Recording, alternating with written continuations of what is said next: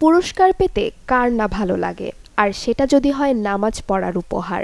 টানা ৪০ দিন ৫ ওয়াক্ত নামাজ জামায়াতের সাথে আদায় করায় রংপুরে ৮ শিশু কিশোরকে বাইসাইকেল উপহার দিয়েছে নর্দার্ন লাইটস নামের একটি স্বেচ্ছাসেবী সংগঠন।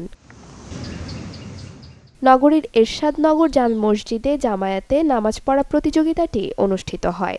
তাতে অংশ নেয় ৯৮ জন শিশু ও কিশোর। শেষ পর্যন্ত ৮ জন টানা ৪০ দিন ৫ ওয়াক্ত নামাজ ওই মসজিদে জামায়াতের সাথে আদায় করেন। আমি ৪০ দিন নামাজ জামায়াতের সাথে আদায় করতে পেরেছি, ওই জন্য আমাকে সাইকেল উপহার দিয়েছিল। যারা উপহার দিয়েছিল তাদের জন্য আমি দোয়া করব।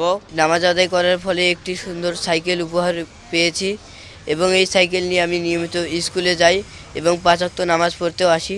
উৎসবে খুশি হবে নগদে বেশি, কারণ ঘন্টায় ঘন্টায় আছে গিফট জেতার সুযোগ। এমন উপহার পেয়ে খুশিতে ভাসছে শিশু ও কিশোরেরা। আমি ৪০ দিন টানা মসজিদে এসে জামাতের সহিত ৫ ওয়াক্ত নামাজ আদায় করছি, তার জন্য আমি এটা সাইকেল উপহার পেয়েছি। সাইকেল উপর টিপে আমার আনন্দ হচ্ছে। এই সাইকেল আমাদের নানাবিধ কাজে অবশ্যই কাজে লাগবে। আমরা স্কুলে যাতায়াত করি, কলেজে যাতায়াত করি, সেই ক্ষেত্রে আমাদের অবশ্যই গাড়ি ভাড়াটা এক্ষেত্রে বাঁচিয়ে যাচ্ছে। ৪০ দিন জামাতের সহিত ৫ ওয়াক্ত নামাজ পড়েছি, তার জন্য আমাকে একটি সাইকেল উপহার দেওয়া হয়েছে। খুব ভালো লাগছে আমার। আয়োজকরা জানান, মসজিদে জামায়াতে ৫ ওয়াক্ত নামাজ পড়াতে উৎসাহিত করতেই এমন আয়োজন তাদের।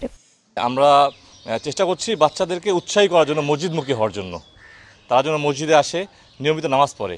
আমরা যখন এই প্রোগ্রামটি শুরু করছি, আমরা বলেছি যে সকল বাচ্চা প্রতিনিয়ত একটানা ৪০ দিন মসজিদে নামাজ পড়বে, তাদেরকে আমরা রমজানে যে সাইকেল উপহার দেব। আর যারা নামাজ কন্টিনিউস করছে, অনেকে মিস করছে, তাদের জন্য আমাদের পক্ষ থেকে, নর্দার্ন লাইটসের পক্ষ থেকে ঈদ উপহার থাকবে। আমরা ট্রাই করব যুব সমাজ ভালো পথে আসুক, রংপুরকে নিয়ে চিন্তা করুক, রংপুরকে সামনের দিকে নিয়ে যাক। আমাদের মূল উদ্দেশ্য হচ্ছে রংপুরকে সামনের দিকে এগিয়ে নিয়ে যাওয়া। নামাজের মধ্যে থাকলে তারা সবসময় ভালো কাজের প্রতি আগ্রহী থাকবে।